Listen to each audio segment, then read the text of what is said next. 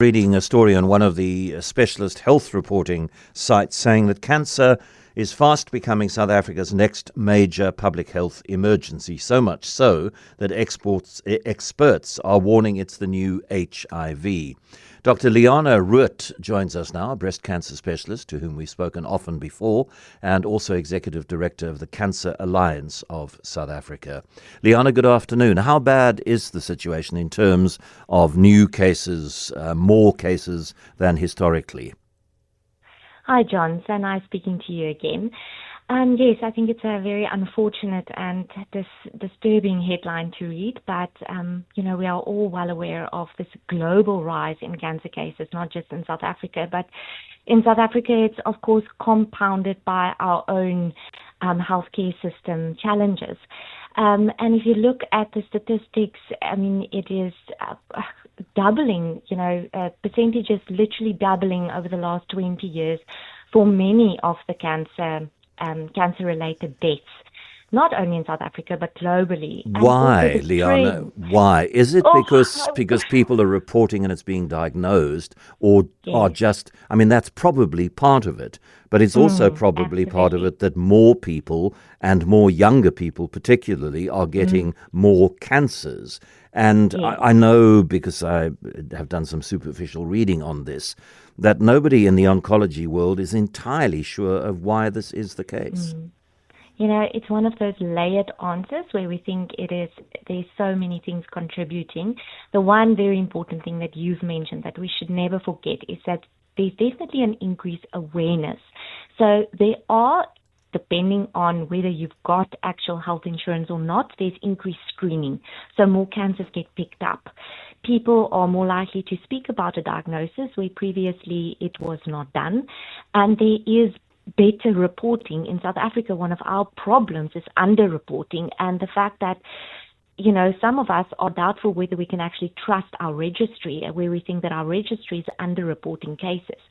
At the same time, we are sitting with an aging population. People are getting older, and cancer as a primary degenerative disease to a certain degree does happen in older patients.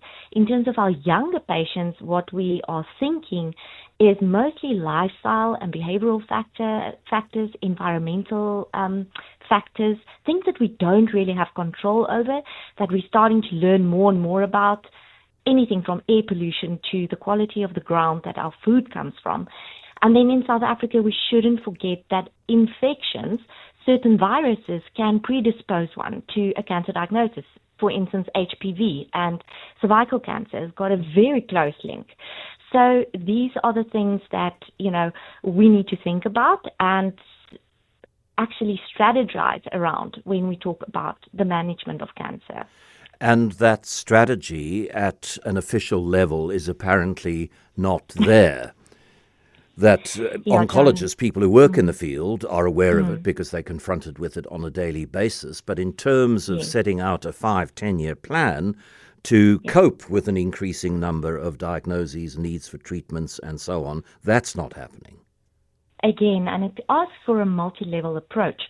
So on a policy level, it is about preventative strategy. So that is anything from tobacco and alcohol control to actually what is going into our food. Are we monitoring those adequately? So that's high-level control policies that need to be looked at.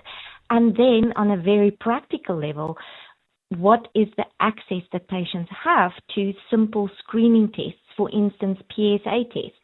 Men, prostate cancer being the most diagnosed cancer in South Africa at the moment.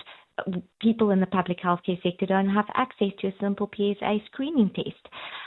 So how do we make access better? And once we have a diagnosis, cancer is a very costly disease to treat. So how do we budget and how do we spend our resources once we are faced with treating patients with cancer? Yeah, because if you don't have a long-term strategy in place, then the number of people who have severe health outcomes rather than positive health outcomes because of early screening, because of the early beginning of treatment, that doesn't happen. And so the weight of the burden of the disease at an individual health level and at a public health sort of cost to the economy level increases. 100%. You've just said it, the cost to the economy, and it goes beyond the actual cost directly into the healthcare system. You are taking people out of the workforce. It has a massive ripple effect. And this is where these structural changes, infrastructural improvements in terms of early detection becomes vital, because cancer, the earlier you detect it and can treat it, very often the treatment is cheaper. And it asks less resources. So late detection, late stage progressed disease is extremely resource intensive to treat. And then there is the human rights aspect to it, that every patient deserves timely care, but also dignified care. And the less control we have over a long-term plan and strategy, the less dignified cancer care is going to get.